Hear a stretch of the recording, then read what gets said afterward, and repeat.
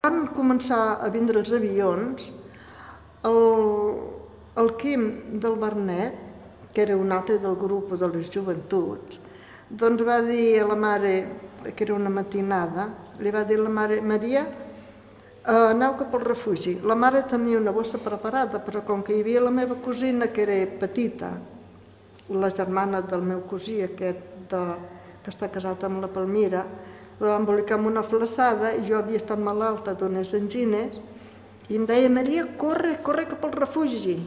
I quan vam arribar al refugi, la bomba que va explotar al davant de casa nostra, que és la que va fer mal al Blai, que li va tallar la cama, doncs me va tirar a dins el refugi. Llavors ja érem a dins el refugi, va entrar la mare, va entrar amb la nena i el meu pare.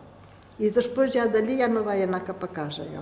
Els pares van anar a buscar alguna cosa i ja van marxar cap al camp de Cal Barrabeig, me penso que era de Cal Barrabeig o de Cal Rafalent, jo no ho sé, d'un d'ells. El refugi del castell era, no sé quant temps feia que hi era la cova feta, oberta la cova, però em penso que no hi era, perquè passava un fred i no la veiem mai. Però va haver un temps que la van obrir.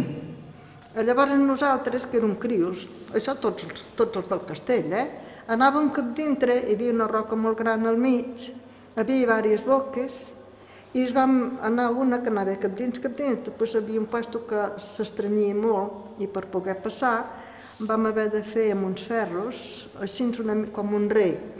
Llavors hi havia una baixada cap baix, que estava humida, aquella baixada, i allí hi havia com unes ruïnes, devien ser roques, pedres, però jo em sembla que eren com, no roques així rodones, com roques de riu, no, com si fossin quadrades, rectangulars, però amuntonades, escampades per allí.